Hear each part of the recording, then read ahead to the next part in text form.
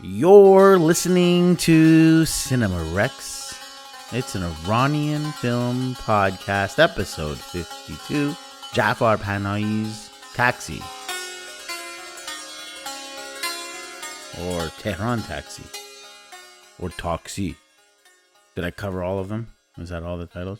Probably. How do you go by, what do you call this film when you talk about it to some other people? Taxi. And then usually people say with Queen Latifah and Jimmy Fallon, and I say no, Jafar Panahi Taxi. Right.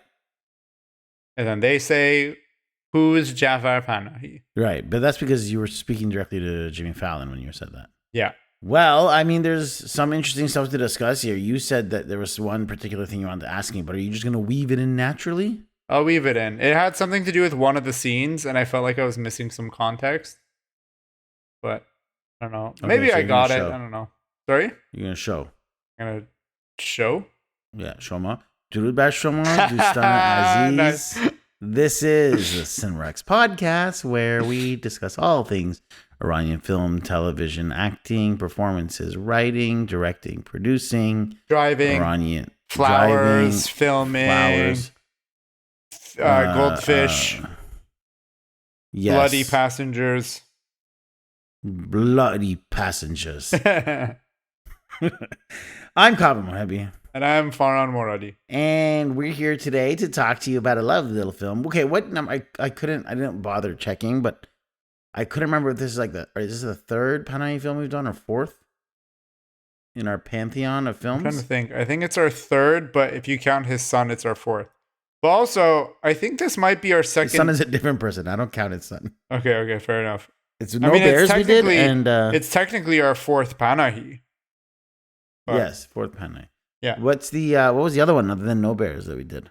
Offside. Of course, yes. And then we haven't done anything but those two? That seems like we've not covered enough Panahi yet. Yeah, I agree. He has a massive filmography. We should do more of his movies. Yeah. We've done like a ton of Kiarostami, but not enough Panahi. I feel like in the last few years I've seen more Panahi and just not covered them for this podcast. Yeah. Also, I think it's worth mentioning that this is our second anniversary. Yes. Farhan and I were betrothed to be wed 2 years ago. Oh, you mean for the podcast? Yes. Yes. If you listen to, we obviously release these bi-weekly, but if you were to listen to these episodes weekly, now you'll have 1 year's worth of podcast. But if you listen to So one welcome. a day, if you listen to one a day, it's only a month and a half worth. It keeps the apple away. Yeah. A podcast a day keeps the apple doctors away. At bay. Yeah. So you say. Let's dive into a guest-free episode of Cinerex Podcast as we dive into Jafar Panahi's Taxi, Tehran Taxi, Tehran. Plot summary. You good with it? Yep. Jafar Panahi's film Taxi, also known as Taxi Tehran, is a meta-cinematic work of fiction, posing as a hidden cam documentary. Using a camera on the dashboard of the taxi, Panahi drives himself around Tehran, offering free rides to citizens busy with various errands.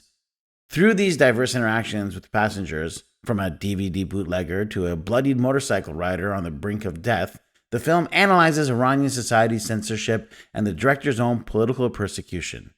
Through the guise of a taxi driver, Panahi subtly highlights the absurdities of the regime's rules and the ways in which people adapt to them, all while operating under the severe filmmaking ban imposed on him. It has a certified fresh Rotten Tomato score of 96% and an audience score of 79%. So, Farhan, June, as always, I turn to you to tell me, what did you think of Jafar Panahi's Taxi? I think it was pretty good. Thank you for this tuning into our show. That was me and Farhan's deep analysis of the film. But what we did, that's what I meant to say. Yeah, I think that this movie might have hit a lot harder when it first came out.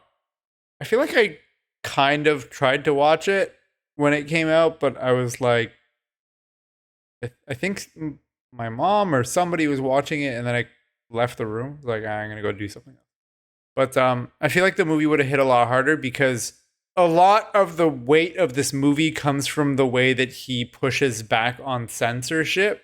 But it's what he's pushing back on and the way that he's pushing back on things is so light in this compared to his later films it's almost as if he's like not pushing back on censorship at all, watching it from a contemporary lens. You know what I mean? Well, I think he was in different places in his life. Like, since this Yeah. film had come out, he'd been arrested again. So obviously, with that comes a lot more angst, frustration, and anger. Yeah. But I think also, like, he was really being under the watchful eye of Big Brother of the Islamic regime at this time. Yeah, 100%. So the trilogy of movies that he made, and most people listening to this probably already know this, is This Is Not a Film, followed by Closed Curtain, and then this one. All these 3 films he made in the 6-year period of the ban that he had of not making films.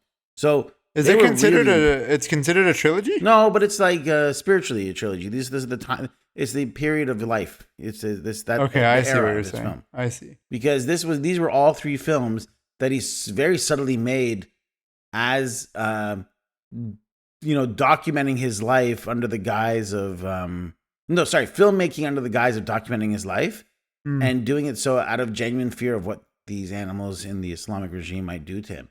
Right. So he probably had to walk way more on eggshells than he feels. I mean, look, just take the most recent film that we're not going to talk about much, but you and I just literally days ago went and saw A Simple Accident at TIFF, AKA it was just an accident. yeah, and he, he's traveling for that film right now. Whereas even after he's been under house arrest for a very long time, Yeah. and imprisoned recently. So Yeah.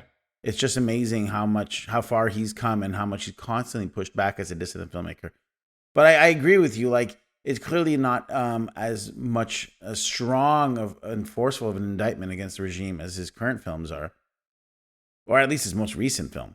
But that's probably not from lack of trying. He was probably, to be honest, probably rightfully so, scared shitless. Yeah, 100%. I think over the years, Panahi has kind of pushed the limit. Like, I think he's pushed how far he can go each time. I think he's been testing the limits further and further with each of his movies. Mm-hmm. And I think that things have been getting more and more normalized, like at a snail's pace. Mm-hmm. So I think that a lot of the entertainment value in this film comes from, okay, how far is he pushing things here? But now I feel like it kind of loses that because it, like I said, his later films push things so much further. So really you're just left with like a series of vignettes of people like hanging out while he like drives people around on errands and then people recognize him. You know what I mean? Yeah. And so on that, it's like kind of interesting, but it's not as compelling as, say, the plot of like No Bears or Offside. Yeah, it's very metatextual and it's very much commenting. It's more of almost like a cinematic experiment. It's not a narrative film. Like, that's just point blankly. It's not a narrative story. Yeah, 100%. But I mean, I can't remember. How did you feel about 10 when you saw it? Kiarostami and I wasn't super into 10. just Kiarostami, and I want to give Mania Akbari credit too as co-directors of that film. I gave it a C+. What did I give it? Gave it a B-. Okay, that tracks. So as a show, we gave it a C++. I think again, neither the films are very much, they're almost in conversation with each other. Panahi is very much doing like almost his an version of homage 10, to yeah. 10. Yeah. And I will Which say that came out 13 years prior to this film. Yeah. And his version, I think, is better, like Panahi's. But it's also because, like, beginning to end, it's a singular voice and it's envisioned to be this way. Whereas 10 was a movie that Manya Akbar was trying to make. And then Kiarostami took the footage and, like, cut a different movie out of it. Yeah. Allegedly. Well, there's, throughout these 1, 2, 3, 4, 5, 6, 7 interactions I wrote down. Yeah. They're kind of played out like 7 vignettes in just where you're experiencing people in Iran discussing political persecution, Iranian society, censorship. And actually, I felt a lot of the films were about, a lot of the vignettes were scenes about people talking about films. Yes. Like, if you think his niece has got a film project to do. Yeah. At the same time, there's the guy selling. Yeah. The pirating, and then the guy he sells it to is also doing a film project too, right? Yeah. And he's a filmmaker, and people recognize him, and so it's a lot about people talking about movies and also constantly recognizing him. And they're like, they're referencing Crimson Gold or The Mirror, and people are referencing his movies. Yeah, or even storytellers, right? Because in a lot of ways, you can also argue that the human rights lawyer that they pick up, in a lot of ways, she's a storyteller, right? Because she's trying to tell the story of Guanche, the political prisoner. You know what I mean? Yeah, yeah. It was not Nasrin Sotoudeh was the lawyer that he picks up. Oh, okay. I don't know too many of the cat. I didn't recognize them as actors. One of them I recognize. But we'll go into that specifically later. It's important to note that like this film, the main thing is that like, according to legend, he genuinely took this taxi job and installed the camera in, and actually began interviewing real customers in his car. Yeah. And some of the stuff he was getting was good and exciting him. Like, I could probably edit this together into an interesting documentary. But then the more and more people, there was a good amount of people that were like, I don't feel comfortable. Please don't show my face on camera. Like, I'm happy to say this stuff and criticize the government, but like, what is a film? Like, what do you, he's like, oh, I'm just like making a documentary. And they're like, don't use my face. And that happened enough times that he was just like, you know what? I'll just like tell people I know. Like, I'll script it essentially. Yeah. Because none of these interactions are genuine. It's all like, you know, it seems like he's going to pick up a customer, and then it's like, it's a guy on the side of the road. But that guy, you realize, has been an actor who is in, I'll just say it right here. The guy, the DVD smuggler, did you recognize him?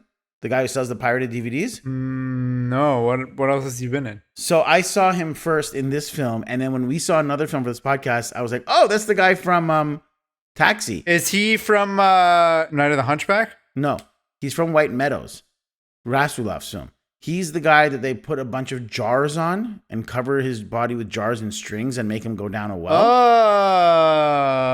Oh. Because he's also like, I think categorically, physically, he is a little person.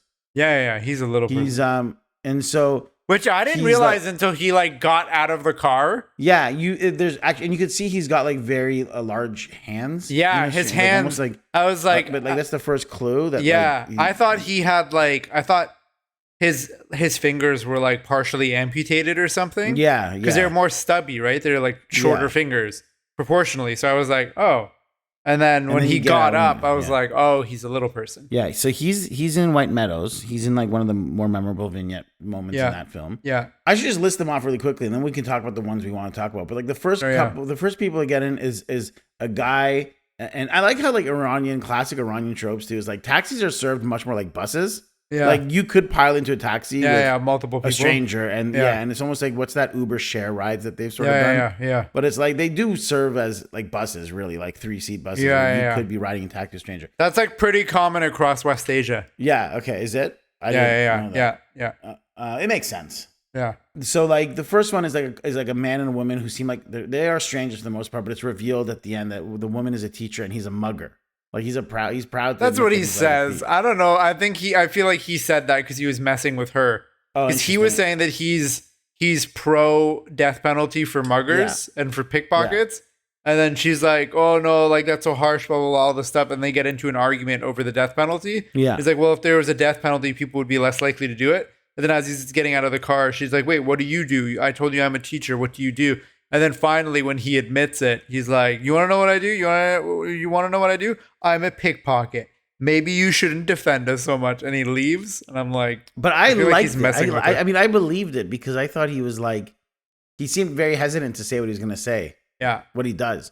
So I was like, oh, okay, this is interesting. Like, what is it going to be? Yeah. And he doesn't want to say it till he gets out of the car. So like, he's almost like, the moment I'm out of the car and the coast is clear and I can just run off, I'll admit what I do. So that's why I believed it was like he does a criminal act. Yeah. I should also just mention, I really liked how this film, it's the music at the office start is diegetic. Yeah. Because you almost see the scene and then you're like, oh, the music is playing, this course. At one point, the guy starts talking, he's like, sorry, what'd you say? And he turns down the music that you're listening to. So you're like, oh, it's playing from the car. It's not even like the film's music. Yeah. And very notably, happens a couple times. The film starts with 0 credits, opening credits. No title card, and the film ends with 0 credits, and there's a statement about that, which we'll get to. Wait, what? My version had credits at the end. No, my version had a statement from the filmmaker about why there are no credits in this film. Oh, maybe it did, and I didn't read it, to be honest. I might have honestly just seen... Okay, that's funny. I might have just seen like text come up, and then I just shut it off. That's funny. So then after that couple... the guy who sells DVDs, and he's a fan of Panahi. He recognizes him right away, and he asks if he can sit up front with him. Yeah. And that's the guy I mentioned was in White Meadows.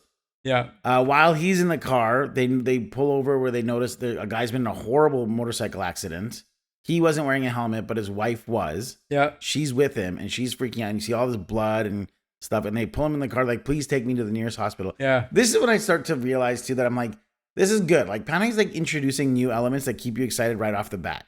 Yeah. You know what I mean? It's not, like, just, like, long, droning, 20-minute conversation. It's like, it's like, especially early on, it picks up with quite exciting things. Yeah. To, like, keep you invested. Yeah. Yeah. So, and what's interesting here, do you remember what this whole scene's about? What? The man's bleeding out, and he's like, with my last few seconds of life, you gotta record me. Yeah. Because I need to state he gives like that, a stated will and testament. Yeah. And it's just interesting because it's a glimpse into like this woman who he's legally married to will not inherit any of his things. It'll go to his brothers unless he can make this video. Or unless he can like solidify this somehow by some sort of legal authority that he wants this. But it's just an interesting little peek into like already like just women are just not even second class citizens or third class citizens. Like the life that this man has created with his wife, what's left, if he dies in this car accident, he's saying, my brothers will take it all. Yeah. And my wife has no rights and she'll be homeless. Yeah. I also want to just point out, I went back and I looked. The reason I stopped it because when it ends, it cuts to black and then it cuts on the title pops up, it says Taxi, and then that goes away and then it says a film by Jafar Panahi. So I was like, okay, here's the credits, and then I stopped it. Then they drop him off and she calls him worried about getting that footage, but then it also turns out that he's going to be okay. Right? They talk about that. Yeah, he's on. Like, Panahi is like, not those enough were time seemed to pass. Yeah, he's like, no, those were superficial wounds. It's not that bad. They look pretty bad. The guy stopped talking for the last bit of the ride, and then he stops over to this film student. The guy who's selling the pirated DVDs is like going to his customer, and what's cute there is that he tells the film student, he's like, oh yeah, I'm a partner with Panahi. We're working as a partnership. Yeah. And then like Panahi finds out, he's like, so apparently we're partners now in this. And he's like, sorry, man. I just wanted him to feel like which is cute. And this student is talking about how he needs to make a film, and he says he's asking for advice about what I should write about. He's like, I've read all the books, I've read all the films. I need an idea. What should I write about? And he's like, no, like that's the hardest part, man. Like you got to come to that decision. Those things have already been written. Which is fine advice. That almost sounds like advice he's actually given someone. And then it's the two women and a goldfish. So he drops off the guy, the DVD pirate. Well, first he picks him up with the women. And then he's being annoying, and then he kicks him out of the car. And then the guy's like, oh, I'm sorry. Does he kick him out for being annoying? He doesn't. Well, Panahi says he's kicking him out. I think he kicks the women out for being annoying. I think he does both. He kicks out the guy. Yeah. Because the guy's like he like wants the exclusive ride just with Panahi, right? Right, yeah. And then he gets annoyed that the women are in the car, and then he keeps like giving like subtle complaints and stuff. And then Panahi pulls over, then gets him a different cab. Or no, he pulls over and he's like, here, you can catch another cab from here. And then the guy's like, hey, I'm sorry, I didn't mean to be a jerk, blah, blah, blah, blah, blah. I thought he was still apologizing about that, like, partnership thing. He's like, again, before I leave, I didn't mean anything by the partnership thing. Maybe he does. That's what I thought the apology was. Yeah. But the thing with the two women, so you're the resident religious scholar amongst the two of us, the dogmatic spiritualist. What was, I mean, I know you're not Muslim, but, like, what these two women have to, like, but before noon, they have to get to Alley Spring to throw these goldfish they have in their bowl. Yeah. Because of some superstition that if they don't put these fish in there, they're going to die in a few days. It's not a superstition that I'm familiar with. So I don't know if it was like made up for this movie or if it's like a real thing. Yeah, it just seemed so precise. They were also like, they had like 11 minutes left to get these goldfish back to where they got them from, or else they'll be cursed and they'll die. I also love how Panahi like says nothing about the guy who's like bleeding out all over his seat. Yeah. And then he picks up the woman with the goldfish and he's like, please be careful. Don't spill any water in the car. Yeah. More on that later in deeper analysis. Panahi's niece is the next pickup. I really like the interaction of their first meeting. Like they both stare at each other with cute, angry eyes. Yeah. I love that. It was really cute. She references his film The Mirror, and she has a media class where she's been told she has a month to make a film. Yeah. She plans on screening her film at the Public Education Festival. And then she's sort of the one who's in the car. Do you for know the if longest. that's actually his niece? Yes, I looked into it. It was. That's cool. She accepted the award for when he won in Berlin, which we'll get to in behind the scenes trivia. Sick. Because he couldn't attend, so she went for him. Oh, so he gets a phone call. He has to make a stop. He meets a man. You find out it's an old friend that used to live in the same neighborhood as him. And this guy wants Panahi's opinion on some footage. Because the footage is like some camera footage of how he got beaten up by a bunch of strangers, but then he recognized them. Wait. Say that again. This is the one that I was like not 100% sure what was going on. So what happens in that segment? Panahi meets an old friend. Yeah. Because the guy's like in the neighborhood. And he's like, oh, let's go. He's like, he wants to talk to me about something. Yeah. And they meet up and he shows him footage on an iPad. It's of this man getting beaten up. Like a car almost hits him and the guys get out of the car and like rough him up a bit, right? Yeah. And he's like, as they beat me up, I thought I recognized them. Yeah. And he's like, so why don't you go to the police and report what happened? I felt bad for them because I know who they are and I know that they're having financial issues. So like they robbed me a little bit, but like calling the cops on them isn't going to help. Yeah. And then he's like, because he tells the daughter to go, like, he tells his niece to, like, tells Panahi's niece to go get yourself an ice cream. Yeah. At the same time, he's ordered 2 orange juices to be brought to them from the car. Yeah. And the guy brings down the 2 orange juices to them and he goes, thank you. And he's like, and Panahi's like, isn't that the guy in the footage? He's like, yeah, that's the guy. Oh, I missed that. So the guy who delivers that's why he recognizes him. He's like, that's why I asked you to meet me here. I got you. And he's like, I see this guy every day, but he didn't recognize me and he like robbed me. He's like, I know this guy's broke. So it's just about this guy's like, it's a little bit of Panahi talking about like the moral quandary of like, one person is like bad back. He's like already like screwed over because like he has a hard life. But now he's like being jumped by guys that have also hard lives. He's like, I don't want to, this guy's just going to go to jail. And like, what good is that going to do for like society if I take a guy who's like down on his luck and make him even more down on his luck? Which is just interesting. It's just kind of highlighting like the moral consciousness of good Iranian people who don't want to necessarily make lives for others because they're almost like unified in the fact that life is hard for all of us. Why make it harder? Yeah. So that's what happens. And then the guy leaves and his niece keeps talking. I keep wanting to say daughter. His niece keeps talking and he says, according to my school, these are the rules I have to follow for making a distributable film in Iran. And I feel like this is Panahi like talking directly to the audience. Yeah. Do you want to know what the rules are? Should I just say them? I wrote it down. I can go say for it. You read them. Respect for the Muslim veil and for Muslim morality and virtues. Yep. No contact between men and women. Mm-hmm. No anti-government propaganda. Okay. No violence. Mm-hmm. No neckties on protagonists. No Persian names. And ideally, the names of your characters should be like Islamic prophetic names. And there's one more after that. What was the last one? Because then they get distracted for a bit, and then she comes and tells her the next one later on. What was the last one? Avoid discussing political and economic issues. Oh, I thought she was just reiterating the no anti-government propaganda thing. Or she was just expanding on it. Because the subtitles from mine says no sordid realism. Which is what the lawyer also said too.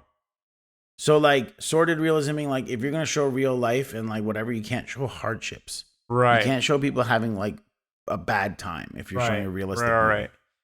I guess the way that I had understood it was when she says no siyah name. That later she expands on. Sorry, siyah namai. She expands on it later. Which was what you were mentioning, the government propaganda thing. Right, yeah. Or maybe you're right. I might have misheard it. I think, like, because then the lawyer talks about, like, the making films with sort of realism, and they talk about how... Yeah. They expand on, like, apparently they don't want to see us having hard times or whatever. Yeah. They make the hard life for us, but they don't want us to show it on film. Yeah. So then there's a really great moment, actually, where the niece is filming a bride and groom while waiting at the side. And then she notices like a street kid with like trash in his hand, and he picks it. And the groom drops like $20 or whatever. Yeah. And the kid takes it and pockets it. And then she gets mad. She's like, "You have to give it back to him." Yeah. He's like, "Why?" He goes, "I'm trying to film something. I can't show sordid realism. I can't show like people behaving badly. Yeah. And this is my film project, which is a cute moment because it's almost like she's not even singing for morality. She's just like, for my film project, you have to give it back because I want to film this scene. And she's like, come on, like, go ahead, I'll give you $5 if you do. He's like, what would I trade $20 for $5 for? Like, what kind of deal would that be? Yeah. And then the kid tries to give it back to him, but the groom isn't paying attention to him. So the kid's like, whatever. Also, the kid puts in like no effort to do it. Yeah, he makes no real effort. But like that's a sweet moment because then Panahi comes back from the washroom or whatever, and he's like, gets back in the car. He's like, what? And she's like, the niece is in such a bad mood. Yeah. She's like, nothing. He's like, no, tell me. And she's like, just do me a favor and never bring this up again. And then he's like, okay, my lady. Yeah. And then the last pickup of the film picks up a customer who he recognizes. This is a woman with the roses. Yeah. They have some sort of friendship or history together. They recognize each other. But she's a very famous human rights lawyer. But they know each other too, right? Like they clearly like work together. Yeah. And she like, I think she like lives around the corner from him too, according to the niece. Oh yeah, right. Okay. Yeah. And she's carrying roses, and they talk about what was the name of the woman they talk about at the volleyball game? Ronche Ravami, who was a political activist that was protesting for the right of women to be able to attend sporting events. Yeah. Alongside men. Yeah, and she's like talks about how in this situation it was a volleyball game, and she's been sentenced to 108 days so far, and it's now on hunger strike. Yeah, he's like, it's just like your film Offside, Mr. Panahi. She was an actual political activist that was in jail. Yeah. No, I believe it's true. So both Ronche and Nasreen are real. Yeah, and then they talk about how she's been barred from practicing law because I guess of her political activism at that time. She has a 3-month suspension. Yeah, and they talk a little bit about the Ministry of Islamic Guidance and like again like what they're allowed to film and what they're not. And then she leaves a final rose for him, which is actually a beautiful little final moment because she puts it on the dashboard of the car. Yeah. And they realize that one of the two women who had the goldfish left her wallet in her purse or whatever. Her clutch. Her clutch. And they get out of the car with a shot of the rose, and you see them walk off. And then what happens at the very end, Farn? A motorcycle pulls up, and they like identify Panahi. They like see him. Yeah. And then they see his car, and then they run over to his car, break the window, take the camera, and then they try to take the memory card out of it, but they can't find it on the camera, and they're in a rush. So they smash the camera on the ground and drive away. Oh, they smash it or they just unplug it and take it? No, they leave it. Because at the very end, you can hear the guy be like, I can't find the car. And then he's like, whatever, just leave it. Like, let's go. And then he drives. Then you hear the motorcycle leave. I see. Okay. And then all you hear is the sound of like the birds and the water and stuff. Here's what I realized for the first time. And I never thought of it this way, but maybe I'm just like very slow. Yeah. Because I always thought it was just. Well, this is also true. But yes, go ahead. Yes. Hey. No. But there was. I always thought it was a robbery, like a break-in. No, I didn't make totally government officials. Yeah, they were government officials who've been following him, and it never occurred to me. Yeah, 100% government officials. But so they're watching. They want to see the memory stick to see what he's been talking about. Well, I think they're trying to confiscate it from him. So then, why wouldn't they just take the camera with them? I don't know. I feel like they're not very smart. I think that they likely thought that they smashed it. You know what I mean? Yeah. The last lines are, "He's coming. There's no memory stick." He goes, "We'll come back." Oh, maybe they hide it somewhere so they can come back and search. And then it fades to black, and then as Farhan dozed off in front of the TV and not realized that there was no credits. I dozed off. I turned it off. Jafar Panahi writes a specific personalized letter with his signature at the bottom, which translates to, "The Ministry of Islamic Guidance approves the credits of distributable films. Despite my heartfelt wish, this film has no credits. I am indebted to everyone who helped us. This film would not exist without their support." And that's it. It's signed. Yeah. Signed, Max Power. Max Power. The name you want to touch, but you mustn't touch. Behind the scenes in trivia. So I'm not going to go too much into detail about his past with the being house arrest and how the government's cracked down on him and forced him not to make films. We've talked about this at length in No Bears. We touched on it again in Offside. Yep. But so if this is the first Panahi film podcast of ours that you're listening to, like check out those 2 episodes because we do go into great depth about how he essentially was banned from making films for a great period of time, and of course during that time he made films. Yeah, idiot. Jafar, this was Jafar Panahi's 8th feature film and 3rd film after his 20-year ban on filmmaking. Yeah, that ban was 20 years. That's crazy. And the first 6 years of it, he made 3. Like, that's insane. That's insane. Most directors who are allowed to make films don't make 3 films in 6 years. Bro, I made Toronto 5 years ago, and I'm like, well, I guess it technically released like 3 years ago. I got time. I got time to make 2 movies in 3 years. We need the Canadian government to put a ban on you. That'll get you really going. I'm like, yeah, you can't tell me what to do. Never underestimate the stubbornness of an Iranian man when you tell him that he can't do something. Yeah, seriously. The film was shot using 3 small Blackmagic design pocket cinema cameras in the taxi to avoid attracting attention outside of the car and to protect the actor's security. Tell me what that is. What is a Blackmagic design pocket cinema camera? It's a small camera. It was like one of the first small form factor cameras that was capable of filming in high quality. It's surprisingly good quality for the time period. Yeah. I actually kind of doubt it was a Blackmagic pocket cinema camera though. Because of how good the quality is? No, because a Blackmagic pocket cinema would have actually been better quality. I also think when the girl is like, remember when his niece is filming stuff on her camera? Yeah. And it's like from the POV of her camera? Yeah. That is too good quality for what kind of camera phone she would have had. Was it? I don't know. It was really good. Maybe you're right. Maybe I'm wrong. The passengers are played by non-professional actors whose identities remain anonymous. Classic. To avoid attracting attention, no artificial lights could be used in the taxi. So Panahi had the sunroof set on the car wide open to get enough light during the shooting.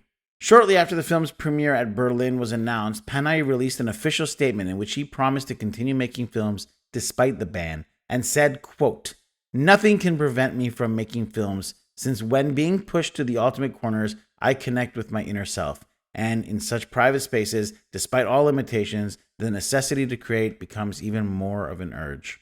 Told you. You tell an Iranian man he can't do something, and he's more likely to prove you wrong. To lajbazi ve man lajbaz tara. Omid, the video renter, has the theme from the film Papillon as his phone's ringtone. Have you seen Papillon? No. Have you seen Papillon? Yes, but I've seen it a very long time ago. It's a very good film. The film opened in Italy on August 17th, 2015, and earned the 9th place spot, grossing $124,000 from 41 screens. It stayed in the 9th position the following week, but saw a 54% increase to end the weekend with $191,000. Bringing its total to nearly $400,000. The movie dropped to 12th place in its 3rd week with 122, while increasing the screen count to 82. Its 3-week total was about $600,000. It also opened in Austria, where it was made a lot of money. I like that. It opened in Austria, where it made a lot of money.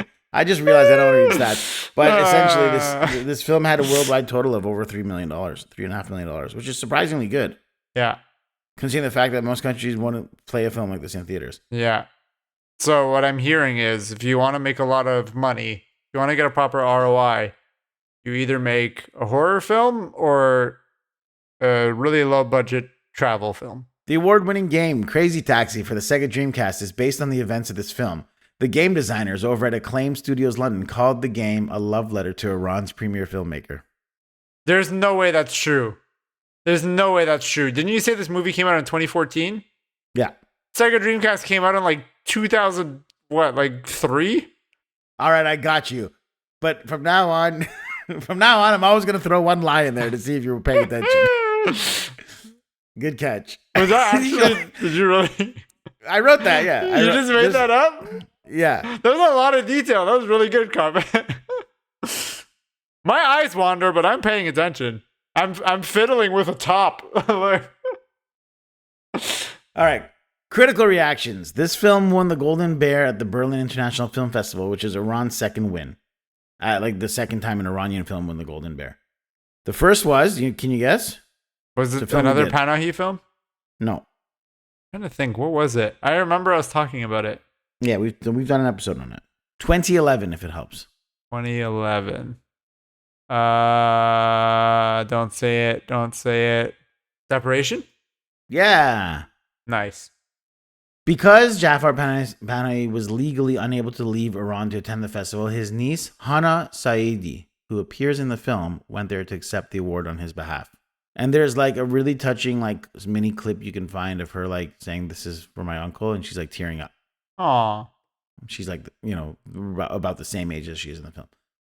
And it was the winner of the 2015 Fabreski Prize, which we've talked about a few times, and I can never say it right. Fabreski. Fabreska. It was in eight other wins across 16 other festivals and nominations globally. I'm not going to go through all of them, but by winning the Golden Bear of the Berlin Film Festival, Panahi became the only Iranian director to have won at the time 3 major prizes of the 4 big ones. He had won the Golden Lion of Venice for his film Daire, and the Golden Leopard of the Locarno Film Festival for The Mirror, and has now won the Palme d'Or at Cannes for A Simple Accident. So he's now won 4 of 4, which is the only Iranian filmmaker to do. 4 of 4 of the big 4 like prizes from the big 4 Berlin. It was Berlin, Venice, Cannes, and Locarno. Locarno. Right. In an interview following the win at Berlin, Panahi pleaded with authorities to allow his film to be screened publicly in Iran. The Iranian government's film branch, the Cinema Organization, offered a statement that was at once celebratory and critical, congratulating Panahi for the win, while accusing the Berlin Film Festival of spreading misunderstanding by awarding the prize to him. In 2015, the film was named the 14th best film of the year in Sight and Sound magazine's annual critical poll. Berlin jury president Darren Aronofsky, you might have heard of him, described the film as a love letter to cinema, filled with love for his art, his community, his country, and his audience. Aronofsky's on the Berlin board? I mean, I think it shifts every year. Right. I think he was like, it's like the jury. Yeah, I would think they would pick a German filmmaker to be the head of the board. It's not the head. It's like a jury of people. It's a panel. Oh, I thought you said the head of the jury. Okay. Oh, well, it says Berlin jury president, but that might have been still an annual. Right. Someone who's listening to this, Francisco, probably knows. He's pulling his hair out right now while driving. Yeah. Unless he's bald, in which case 51 episodes did that to him. From the New Yorker, Richard Brody praised the film, saying his moderate opposition to the regime resulted in a radical punishment, which in turn has turned him into a radical filmmaker, as well as a radical dissenter.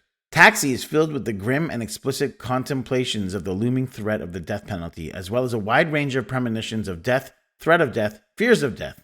Its subject is life in the crosshairs. It is, in effect, a found footage horror film. I don't buy that, but I respect his opinion. When I read that quote, I thought you would say that. In my head, I was like, Farn's going to hear that and say that. Glenn Kenny from RogerEbert.com gave it mid-range reviews, 2.5 out of 4. Said the number of fairs who recognize Panahi immediately and make knowing comments about his work could be enacting a purposeful strategy of reflexivity, or the whole thing is some kind of misguided exercise in self-aggrandizement. I'm curious to hear your rating of the film at the end of the episode. Bilge Ibiri, a film critic for The Vulture, says, "Oh, this is a person." Himself, yeah. Bilge Ibiri, a critic from The Vulture, says, "A real human." Panahi himself often keeps an amiable half grin on his face, even during the film's ostensibly intense moments. How do we read that grin? Maybe it's just that he's a bad actor and can't keep him smiling. Maybe it's that he enjoys the freedom of being able to keep making films. Or maybe, just maybe, he's reveling in the humanity that drifts through the cab and his film. His is the smile of a quiet chronicler who has become a world-class ringmaster. Nice. Sick. Okay, that's a lot from me, Farn. Why don't you dive in with some deeper analysis? Okay, yeah, the whole thing with Siyah Namai. Yeah. Right? I think, okay, first of all, I was reading into it, right? So Siyah Namai is kind of like, it's like the opposite of propaganda. Okay. Where it's like, if you're not allowed to show things that make the government look bad, even if they're true. Yeah. You know what I mean? Yeah. Which is like, it's like the polar opposite of propaganda. You know what I mean? Because it's like, even if it's true, if it makes the government look bad, you can't talk about it. That is propaganda still. What? if you're like creating a culture where someone's not allowed to talk truths, you're creating a culture of propaganda. It's still misinformation. Oh, yeah. That's what I'm saying. I'm saying that Yeah. is Siyah Namai is the opposite of propaganda. Siyah Namai is the practice of revealing truths that make the propaganda that go against the propaganda. The propaganda is the government's narrative, and then Siyah Namai is like the counter to the propaganda. Right. Yeah. And so Panahi is constantly accused of that, as are a lot of Iranian filmmakers. I wanted to call out this thing of Siyah Namai because one, there's this constant thing that comes up in the film, this conversation, and this film itself could be deemed Siyah Namai. You know what I mean? Mm-hmm. Yeah, like extremely meta, and that whole thing that the niece says, like those 7 or 8 things that she says, like, oh, you cannot do in a movie. If you do one of these things, it's not broadcastable. Every single one of those rules is broken in this very movie. And I made a note of that. I was like, oh, wow, they broke every single one of these rules, except for the hijab thing. But then the last passenger that they bring on, her hijab is like halfway on. Like, okay, there it is. I thought it was going to be really subtle. And then Panahi literally turns towards her and is like, well, I just realized that this very movie breaks all these rules. I was like, yeah, you're right.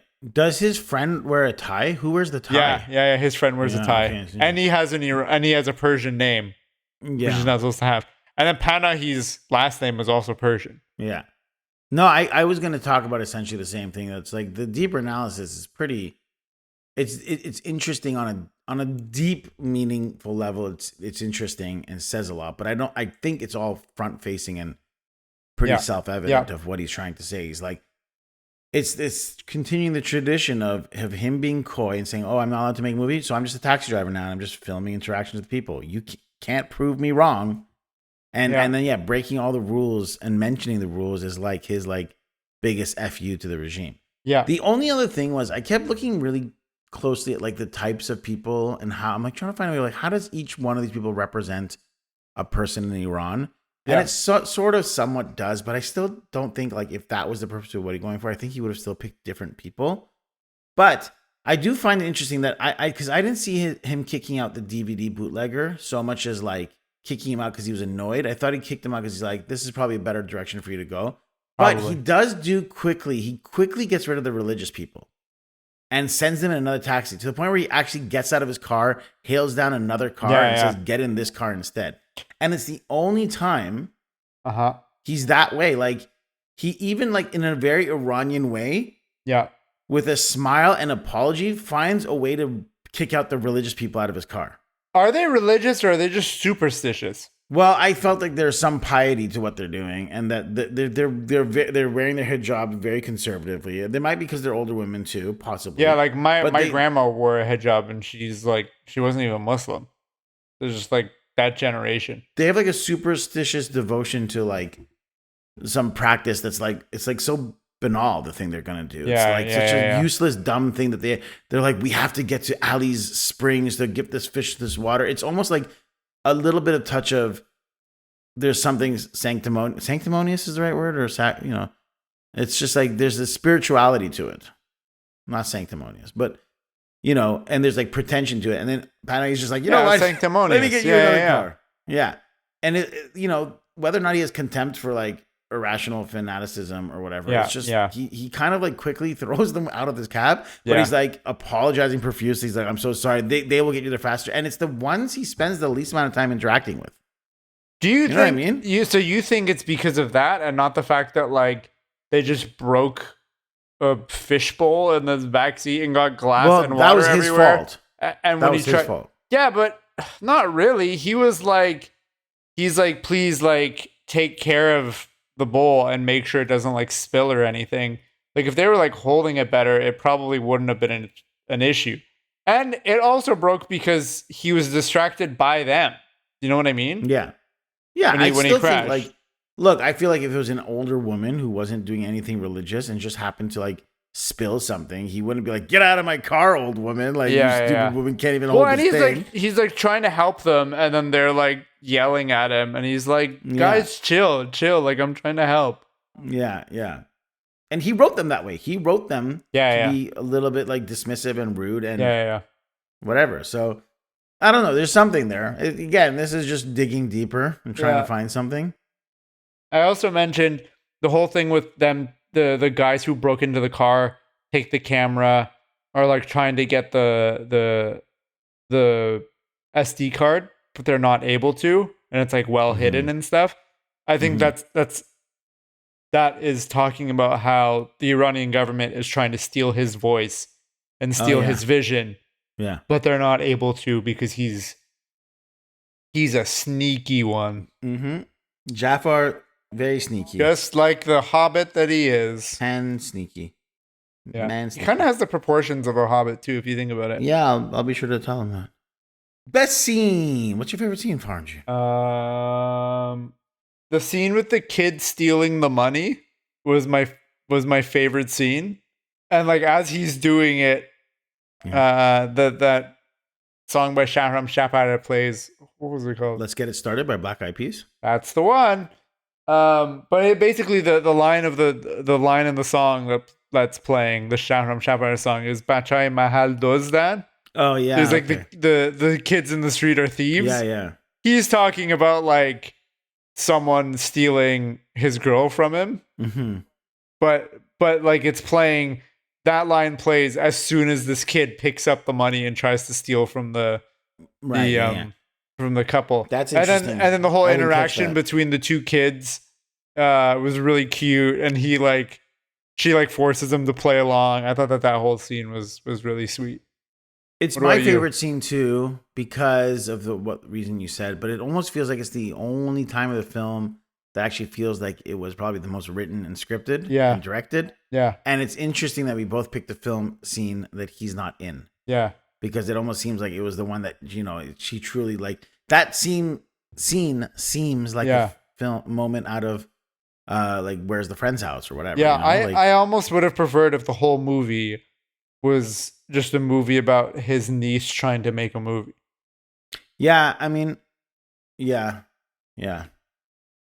I'll tell him that when I talk to him about being a hobbit. Okay, sounds good. So we agree. Damn, that's poetry. I have a few. I mean, all of mine are centered around that final discussion with the lawyer. Yeah. And she says, this rose is for the people of cinema. It's like one of the only times, aside from the opening guy, that the film is directly like the camera is spoken to. Yep. You know what I mean? This rose is for the people of cinema because the people of cinema can be relied on. Don't think I don't see what you're up to. اینم برای اهالی سینما که خیلی با معرفت. مثل خودت. مرسی. گذاشتم که فکر نکنی نفهمیدم چی کار داری میکنی. I can imagine this would have been such a charming moment during like at Cannes. Yeah. When like you're seeing this movie in a packed theater for the first time. It's like the world premiere.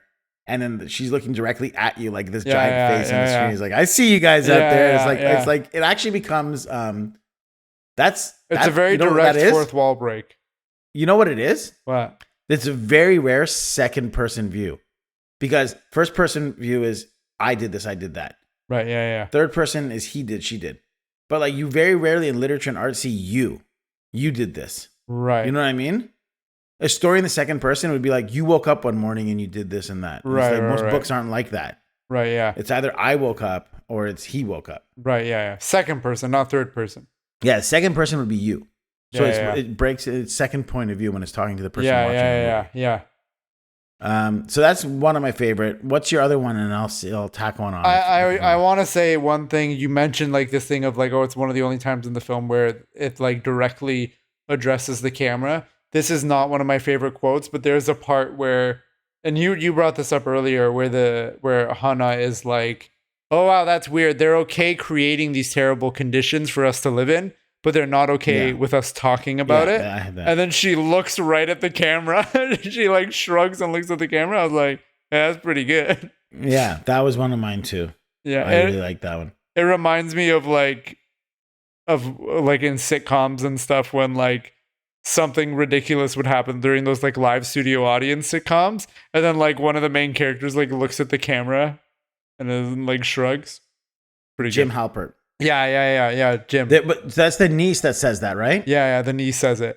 There's a couple of times in Fresh Prince where that happens too. Yeah, there's. I want to tack on one line. She goes, "There are realities they don't want shown. They don't want to show it, but they do it to them. They do it themselves." Yeah. And she pauses. She's like, "This flower is so pretty," and it's almost like that. Actually, like, okay, that's all you want to do is see little flowers. Yeah, you know, because she immediately follows yeah. that by talking about how beautiful the flower is, which is funny.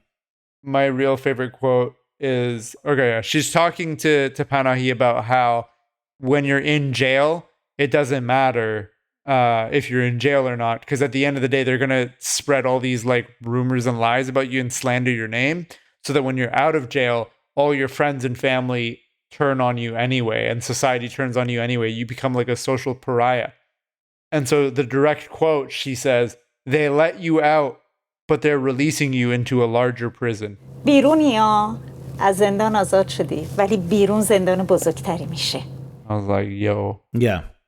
banger of a quote. Well, she also adds to that. He goes, "They make your best friends your worst enemies. Either you have to flee the country or start hoping you go back to jail." Yeah. Then she says, "You better take my words out of your movie, or else you'll be accused of sordid realism," which is what you said it was. Siyaname. Yeah. Sia Namai. Siyanamai. I want to add one more quick one. Hmm? He later asks the niece, because the guy who brought the orange juice, Yeah. his friend says that's the guy that like beat me up. And then later Yeah. on, he says to the niece, "Did you get a look at him?" She's like, "Yeah." Like, what did he look like? She's like, "Normal, like everyone else." And this guy looked just like normal, everyone else. And again, just talking about how like this guy who might have been capable of these heinous crimes is just a regular guy, like struggling in Iran. Like, he just looks so normal. Yeah. And it reminds me specifically of the brilliant film Memories of Murder by Bong Joon-ho, where essentially that film, you haven't seen it, have you? No.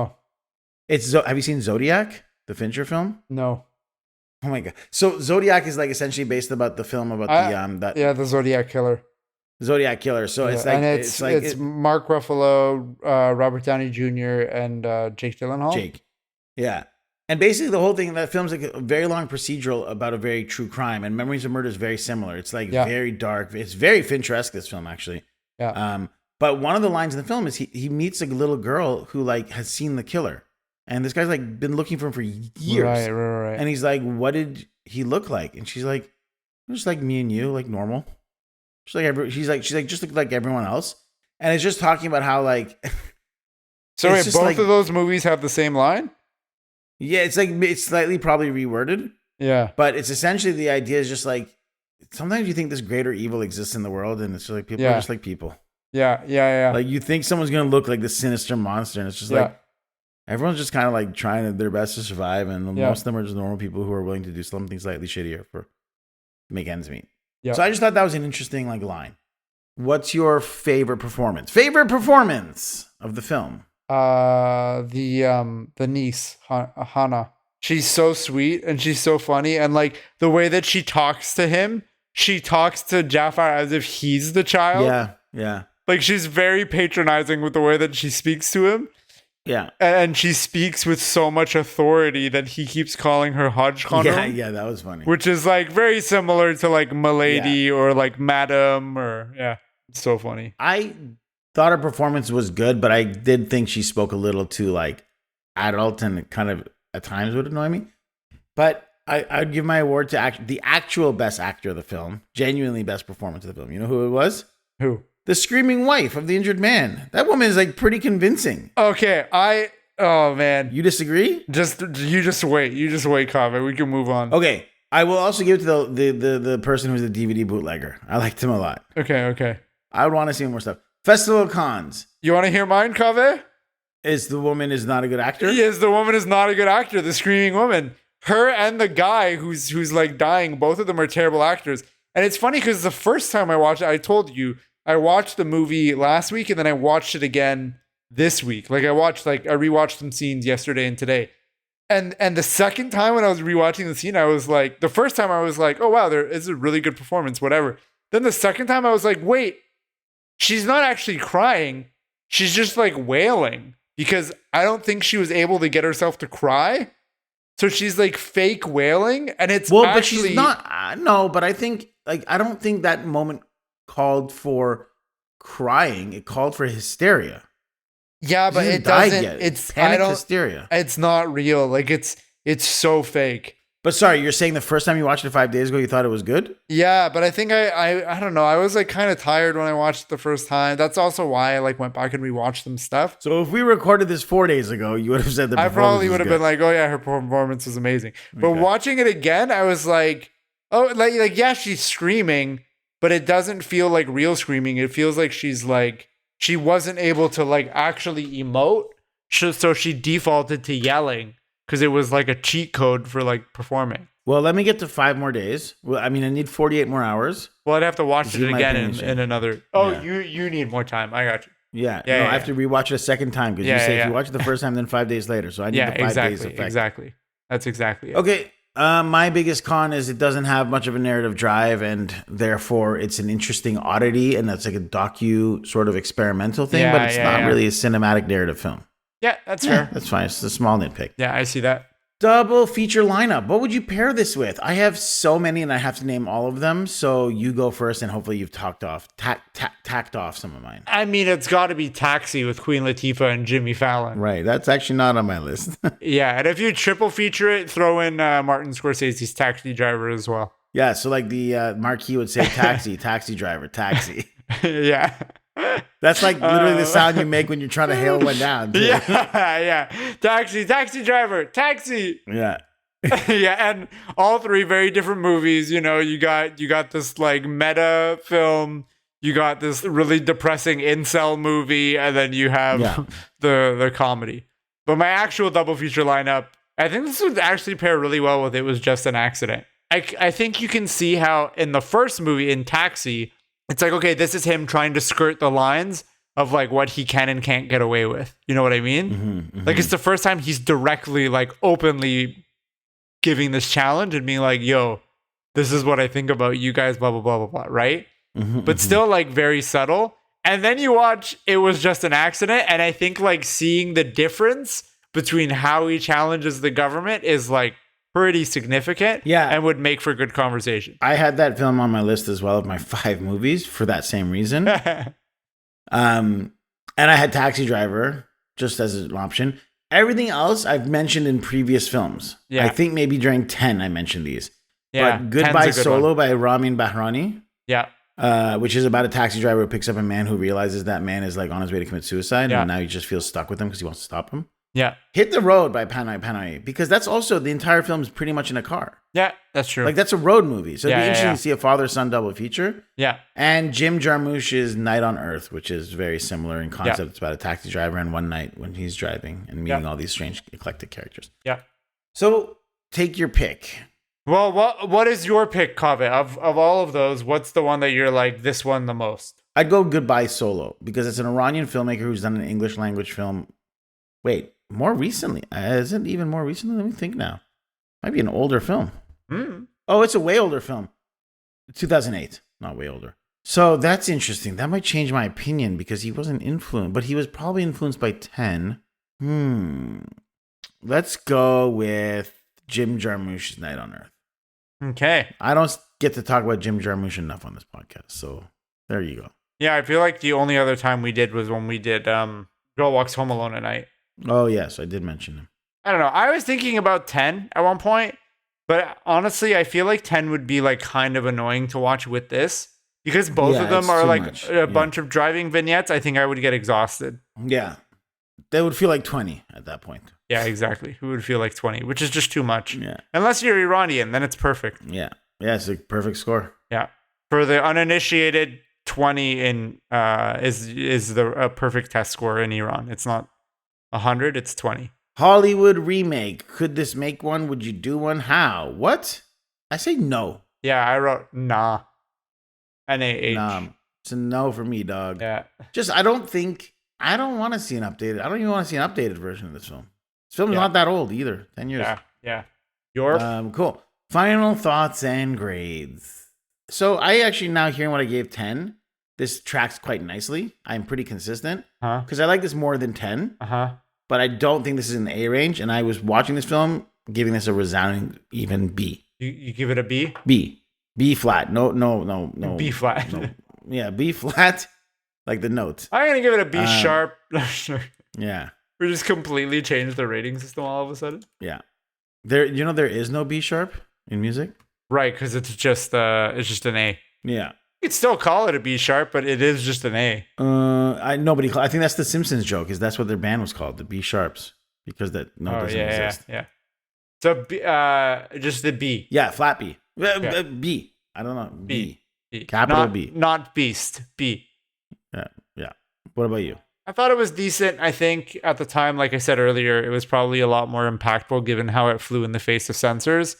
But since then, he's pushed that limit much, much further than what's shown in this movie. And I think that if you subtract that from the film, like that element of the film, whatever's left over in the movie isn't very compelling as a movie on its own. I think the format is interesting. The way it's made and presented for the novelty of it. Not much substance beyond a series of vignettes. For all of that, I think I'd probably average it out to be like a B minus. Okay. Which means that our Cinema Rex show average for the movie Taxi by Jafar Panahi is a B minus. What did we give his other films? Offside, I feel like we gave it higher. Yeah. I feel both other Panahi films we gave higher. We did. Offside, we gave A minus. And then No Bears, we gave an A.